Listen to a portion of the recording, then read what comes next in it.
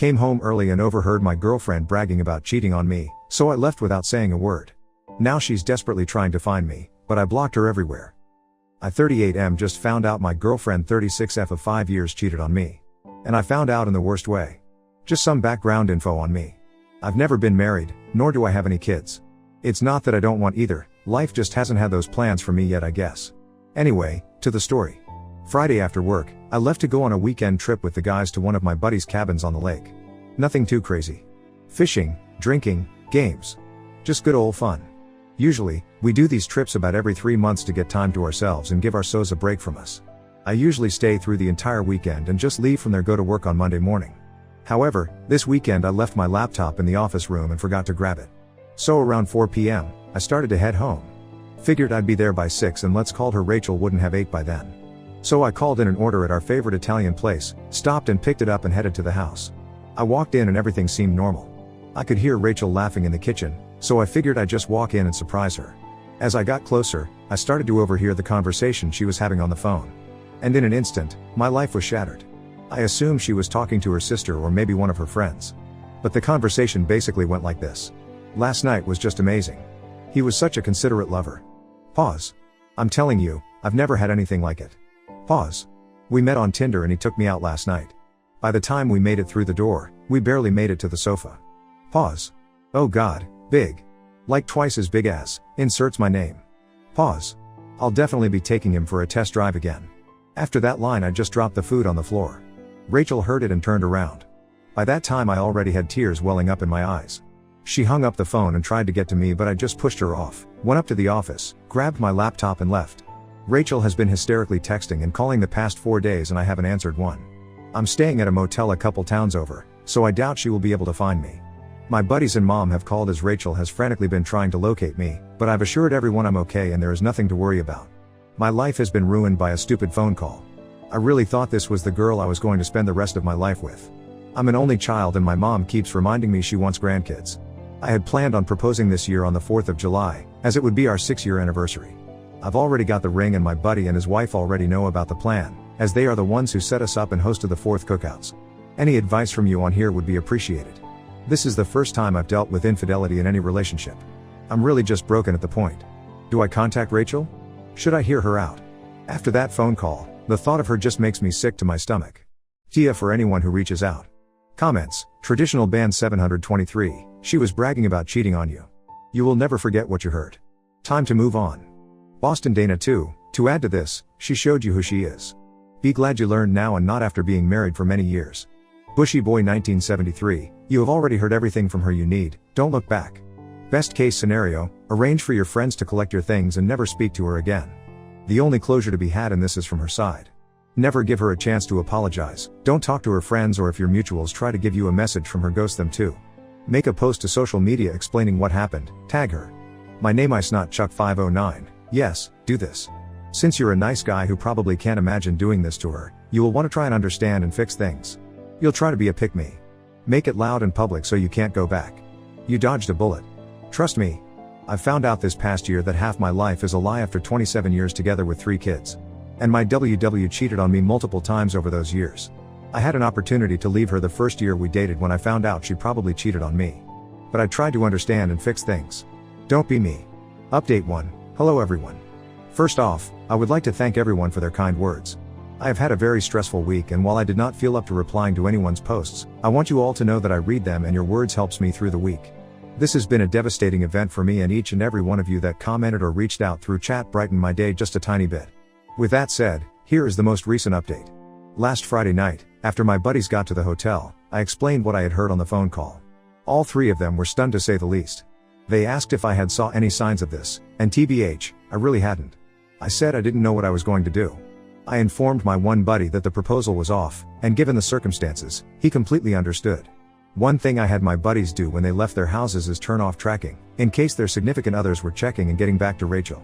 I know Rachel isn't close with one of the wives, but at this point, I didn't want to take any chances. That night, we spent the night at the hotel bar and I tailspun pretty hard.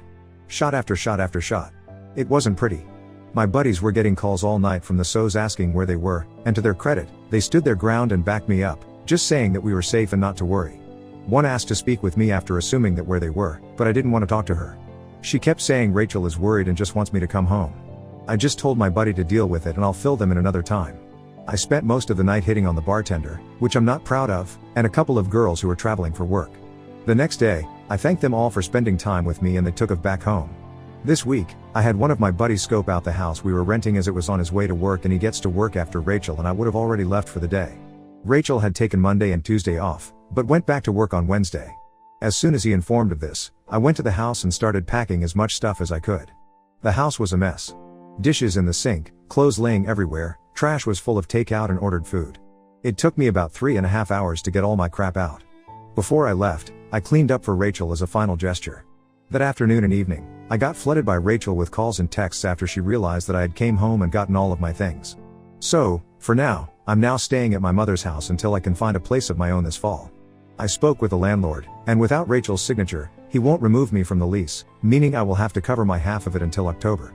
My mom has said I can stay with her until then, at which point I will try to find a new place. I know, a 38-year-old moving back in with his mother. How amazing life has treated me. I finally contacted Rachel on Thursday, and told her we could meet up at a local bar and grill downtown Friday evening. I told her one of my buddies would be attending to make sure everything was on the up and up. She complained for a few minutes, saying she wanted me to come home and talk with her so we could move past this, but I told her if she wanted to see me, this was how it was going to be. Eventually, she agreed. So Friday night, Rachel shows up after my buddy and I had been there for about an hour. I had already ate and took a couple shots of Ciroc to calm me. We sat down and she wanted to make small talk, asking about me and blah blah blah. I cut that garbage off. I told her I had a list of questions. Immediately, her eyes welled up. I asked her how long has this been going on? She swore this was the first and only time. I told her to cut off the shit. I said there was no change we were ever getting back together, so just tell me the truth, so I can have my closure, and move on with my life. She stuck to her guns for a few minutes, but then, as most of you predicted, she came clean. Every time I went on those trips for the past 2 years, she thought I was going to cheat on her, so she was having her fun too.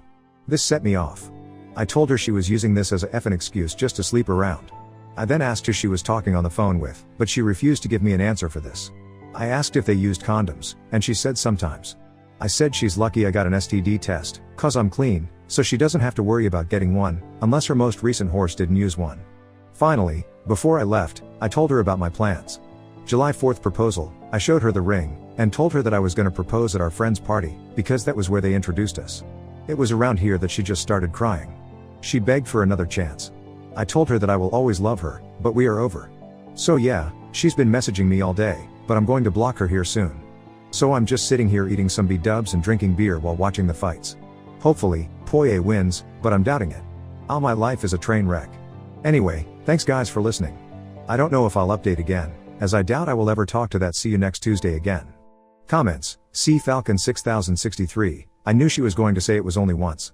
They always do that, dummies.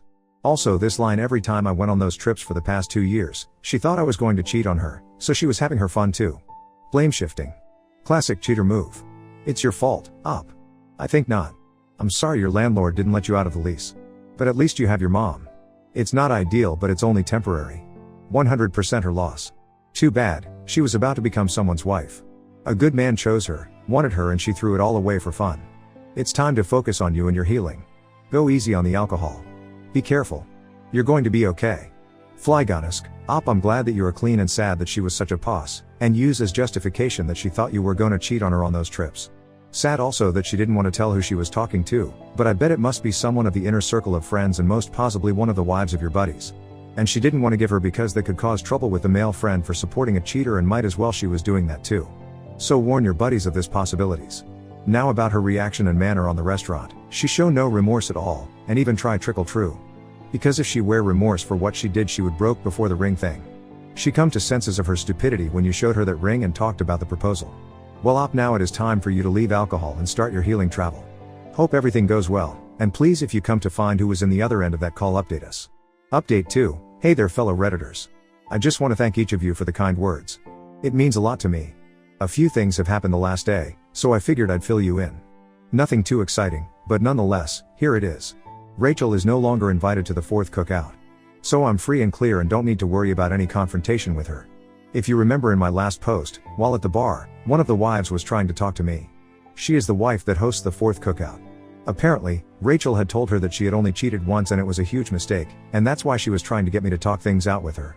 When I spoke with her this past Tuesday, I let her know the whole truth. She immediately called Rachel, who confirmed my line of events, was livid and started yelling at her, and told her it would be best if she didn't show up to the event on the 4th, because I was going to be there, and frankly what she did to me was vile and disgusting. She then asked me to forgive her and said she had no idea. I explained it wasn't her fault and she had nothing to ask for forgiveness for. We were both sold a lie by someone we cared about. As for who was on the phone with her, I can only imagine it was her sister. The two wives who are friends with her have remained solid that they had no idea Rachel was doing this, as apparently on the Saturday evening while we were away, they would have a girls' night at my house until about 11 p.m. and talk about typical girl garbage and drink wine. The one who isn't even friends with her, but partook in these events, confirmed it. The other thing that makes me think it was her sister is I've attempted to reach out to her 3 times now, and I have gotten no text back, no call back, nothing. Her mother has called and said she's upset about the breakup and asked if there is anything they can do to change my mind, but I told her that's just not happening. I went back to work on Monday after taking the week off. So I'm back to my normal routine now.